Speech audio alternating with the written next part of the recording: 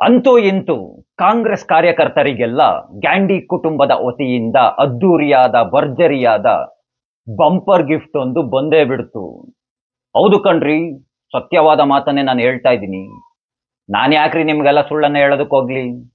ವಿದೇಶಿಗರ ಹೊಸ ವರ್ಷದ ಸಂಭ್ರಮದ ಸಮಯದಲ್ಲೇನೆ ವಿದೇಶದಿಂದಲೇನೆ ಒಂದು ಭರ್ಜರಿಯಾದ ಮಾಹಿತಿ ಹೊರಗಡೆ ಬರ್ತಾ ಇದೆ.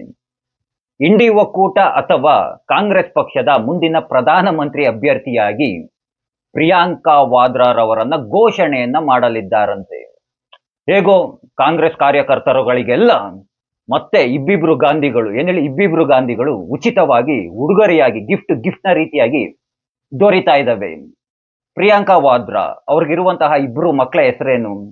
ಒಬ್ಬ ಮಗನ ಹೆಸರು ರೈಹಾನ್ ವಾದ್ರಾ, ಇನ್ನೊಬ್ಳು ಮಗಳ ಹೆಸರು ಮಿರಾಯಾ ವಾದ್ರಾ. ಇನ್ಮುಂದೆ ರೈಹಾನ್ ವಾದ್ರಾ ರೈಹಾನ್ ಗಾಂಧಿ ಆಗಿ ಬದಲಾಗ್ತಾನೆ. ಮಿರಾಯಾ ವಾದ್ರಾ ಹೋಗಿ ಮಿರಾಯಾ ಗಾಂಧಿಯಾಗಿ ಬದಲಾಗ್ತಾಳೆ. ಇಬ್ಬಿಬ್ರು ಗಾಂಧಿಗಳು ಗಿಫ್ಟ್ನ ರೀತಿಯಲ್ಲಿ ಕಾಂಗ್ರೆಸ್ ಕಾರ್ಯಕರ್ತರುಗಳಿಗೆ ಸಿಕ್ಕಿರೋದ್ರಿಂದ ಎಂಜಾಯ್ ಮಾಡಿ ಖುಷಿಯನ್ನ ಪಡಬೇಕು, ಪಾರ್ಟಿನ ಮಾಡಿ. ಕೆಲವೊಂದಷ್ಟು ಕಾರ್ಯಕರ್ತರುಗಳು ಪಾಪ ತುಂಬಾ ಕಷ್ಟಪಟ್ಟು ಕೆಲಸವನ್ನ ಮಾಡ್ತಾ ಇದ್ರು, ತುಂಬಾ ಆಸೆಯನ್ನ ಇಟ್ಕೊಂಡಿದ್ರು, ತುಂಬಾ ಕನಸುಗಳನ್ನೆಲ್ಲ ಕಟ್ಕೊಂಡಿದ್ರು. ನಮ್ಮಣ್ಣ ರಾಹುಲ್ ಗಾಂಧಿ ಅವರನ್ನ ಪ್ರಧಾನಮಂತ್ರಿಯಾಗಿ ಮಾಡಲೇಬೇಕು, ಪ್ರಧಾನಮಂತ್ರಿಯಾಗಿ ಮಾಡೇ ಮಾಡ್ತೀವಿ ಅಂತ ಛಲವನ್ನೆಲ್ಲ ಇಟ್ಕೊಂಡಿದ್ರು. ಆದ್ರೆ ಈ ರೀತಿಯಾಗಿ ಆಗ್ಬಿಟ್ರೆ ಏನ್ ಮಾಡ್ತಾರೆ? ಅಯ್ಯೋ ಅನ್ಸುತ್ತೆ ಪಾಪ, ಅವ್ರ ಕನ್ಸೆಲ್ಲ ಭಗ್ನ ಆಗೋಗ್ಬಿಡ್ತಾ ಅಂತ ಎಲ್ಲ ಒಂದ್ ಕಡೆ ನನಗೂ ಬೇಜಾರಾಗ್ತಾ ಇರುತ್ತೆ. ಹೆಂಗೋ ನಿಮ್ಮ ಅಣ್ಣನಿಗೆ ಮದುವೆ ಆಗಿಲ್ಲ, ಮಕ್ಳಂತೂ ಇಲ್ಲ. ಮದುವೆನೇ ಆಗಿಲ್ಲ ಅಂದ್ರೆ ಮಕ್ಳಿನ್ನೆಲ್ಲಿಂದ ಅಲ್ವಾ? ಏನ್ ಮಾಡ್ತೀರಾ ಮುಂದೆ ಈ ರೀತಿಯಾಗಿ ಆಗ್ಬಿಟ್ರೆ? ಒಮ್ಮೆ ಯೋಚನೆಯನ್ನ ಮಾಡ್ಕೊಳ್ಳಿ. ನೀವೆಲ್ಲ ಒಂದು ಯುದ್ಧ ಘೋಷಣೆಯನ್ನ ಮಾಡಬೇಕು. ಏನಂತ ಯುದ್ಧ ಘೋಷಣೆಯನ್ನ ಮಾಡಬೇಕು? ನಾನು, ನನ್ನ ಮಗ, ನನ್ನ ಮೊಮ್ಮಗ, ನನ್ನ ಮರಿಮೊಮ್ಮಗ ಎಲ್ರೂ ನಿಮ್ಮ ಕುಟುಂಬದ ಸೇವೆಗೆ ಸದಾ ಸಿದ್ಧರಾಗಿರ್ತೀವಿ. ನಿಮ್ಮ ಕುಟುಂಬ ಸೇವೆಗಾಗಿ ನಮ್ಮ ಕುಟುಂಬ ಸದಾ ಸಿದ್ಧವಾಗಿರುತ್ತೆ. ನಿಮ್ಮ ಸೇವೆಯೇ, ನಿಮ್ಮ ಕುಟುಂಬದ ಸೇವೆಯೇ ನಮ್ಮ ಕುಟುಂಬದ ಮೊದಲ ಆದ್ಯತೆ. ನಾವು ನಿಮ್ಮನ್ನ ಪ್ರಧಾನಮಂತ್ರಿಯಾಗಿ ಆಯ್ಕೆಯಾಗಿ ಮಾಡೇ ಮಾಡ್ತೀವಿ. ಇನ್ನ ಮುಂದೆ ನಮ್ಮ ಹೋರಾಟಗಳು, ನಮ್ಮ ಧರಣಿಗಳು, ನಾವು ಮಾಡುವಂತಹ ಕೆಲಸಗಳು, ನಾವು ಮಾಡುವಂತಹ ಎಲ್ಲ ಸೇವೆಯು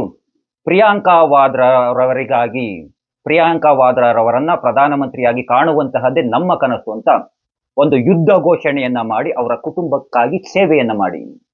ಹೇಗೋ ನೆಹರು ಒಂದು ವಿಲ್ ಬರೆದಿಟ್ಬಿಟ್ಟು ಹೊರಟೋಗ್ಬಿಟ್ಟಿದ್ದಾರೆ. ಏನಂತ ವಿಲ್ ಬರೆದಿದ್ದಾರೆ? ನೆಹರು ಬರೆದಿರುವಂತಹ ವಿಲ್ನಲ್ಲಿ ಏನಿದೆ? ನನ್ನ ಕುಟುಂಬದವರನ್ನ ಹೊರತುಪಡಿಸಿ, ನನ್ನ ಕುಟುಂಬದವರನ್ನ ಹೊರತುಪಡಿಸಿ ಮತ್ಯಾರು ಈ ದೇಶವನ್ನ ಆಳುವಂತಿಲ್ಲ. ರಾಜ್ಯಭಾರವನ್ನ ಮಾಡಿದ್ರೆ ನಮ್ಮ ಕುಟುಂಬದವರು ಮಾತ್ರ ಮಾಡಬೇಕು. ಪ್ರಧಾನಮಂತ್ರಿ ಆಗ್ಬೇಕು ಅಂದ್ರೆ ನಮ್ಮ ಕುಟುಂಬದವರು ಮಾತ್ರ ಆಗಬೇಕು. ಮತ್ತೆ ಯಾರು ಆಗೋಗಿಲ್ಲ ಪ್ರಧಾನಮಂತ್ರಿಯಾಗಿ ಅಂತ ವಿಲ್ನಲ್ಲಿ ಬರೆದಿಟ್ಬಿಟ್ಟು ಹೋಗ್ಬಿಟ್ಟಿದ್ದಾರೆ ಕಾಂಗ್ರೆಸ್ ಪಕ್ಷದ ವಿಲ್ನಲ್ಲಿ. ಹಾಗಾಗೇನೆ ನೋಡಿ, ಸ್ವತಂತ್ರ ಬದ್ದಾಗಿಂದ ಅವ್ರ ಕುಟುಂಬ ಬಿಟ್ಟು ಬೇರೆ ಯಾರನ್ನು ಪ್ರಧಾನಮಂತ್ರಿ ಆಗ್ತಾ ಇಲ್ಲ.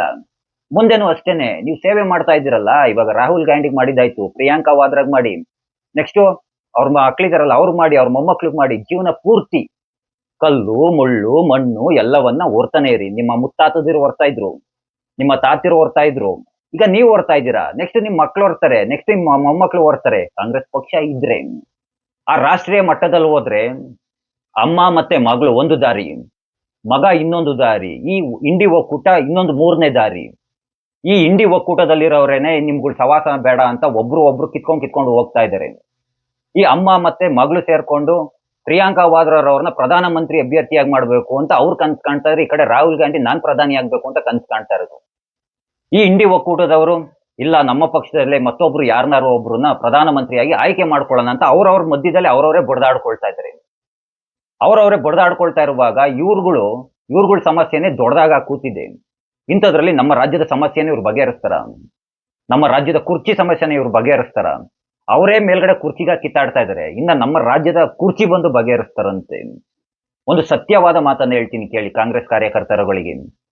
ಕಾಂಗ್ರೆಸ್ ಪಕ್ಷ ಮತ್ತೆ ಅದೇ ಗತವೈಭವ ಅಂತ ಹೇಳ್ತಾರಲ್ಲ, ಮೊದ್ಲಿತ್ತಲ್ಲ ಆ ರೀತಿಯಾಗಿ ಅದ್ದೂರಿಯಾಗಿ ಗತವೈಭವವನ್ನ ಕಾಣಬೇಕು ಅಂದ್ರೆ ಕಾರ್ಯಕರ್ತರುಗಳು ನೀವು ಅಧಿಕಾರವನ್ನ ಹಿಡಿಬೇಕು. ಗಾಂಧಿ ಕುಟುಂಬವನ್ನ ಹೊರಗಡೆ ಇಟ್ಟು, ಅಂದ್ರೆ ನಕಲಿ ಗಾಂಧಿ ಕುಟುಂಬವನ್ನ ಹೊರಗಡೆ ಇಟ್ಟು ಚುನಾವಣೆಯಲ್ಲಿ ಭಾಗವಹಿಸಬೇಕು.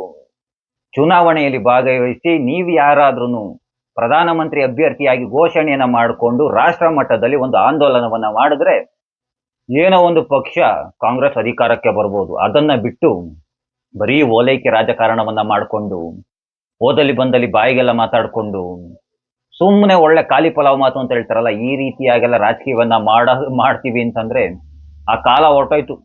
ನನ್ನ ಮೂಗು ಅಜ್ಜಿ ತರ ಇದೆ, ನನ್ನ ಕಿವಿ ತಾತನ್ ತರ ಇದೆ, ನನ್ನ ಬಾಯಿ ಅಪ್ಪನ್ ತರ ಇದೆ ಅಂತೆಲ್ಲ ಹೇಳ್ಕೊಂಡು ರಾಜಕೀಯವನ್ನ ಮಾಡೋದಕ್ಕೆ ಈಗಿನ ಕಾಲಘಟ್ಟದಲ್ಲಿ ಸತ್ಯವಾಗೋದಿಲ್ಲ. ನಿಮ್ಮ ಪಕ್ಷ ಉದ್ಧಾರ ಆಗಬೇಕು ಅಂತಾರೆ ಆ ಕುಟುಂಬವನ್ನ ಹೊರಗಡೆ ಇಟ್ಟು ಯಾರಾದ್ರೂ ಒಬ್ರು ಅಧಿಕಾರವನ್ನ ವಹಿಸ್ಕೊಂಡ್ರೆ ಮತ್ತೆ ಅದೇ ತರ ಗತವೈಭವನ ಕಾಣಬಹುದು, ಇಲ್ಲ ಅಂದ್ರೆ ಕಾಣೋದಿಲ್ಲ ಅಂತ ಹೇಳ್ತಾ ಮತ್ತೊಮ್ಮೆ ನಿಮ್ಮೆಲ್ಲರಿಗೂ ಶುಭಾಶಯಗಳು. ಉಡುಗೊರೆಯಾಗಿ ಮತ್ತೆರಡು ಗಾಂಧಿಗಳನ್ನ ಪಡ್ಕೊಂಡಿರೋದಕ್ಕೆ ಶುಭಾಶಯಗಳನ್ನ ಕೋರ್ತಾ ಎಲ್ರಿಗೂ ಒಳ್ಳೆಯದಾಗ್ಲಿ, ಎಲ್ರಿಗೂ ಧನ್ಯವಾದಗಳು. ಜೈ ಶ್ರೀ ಕೃಷ್ಣ.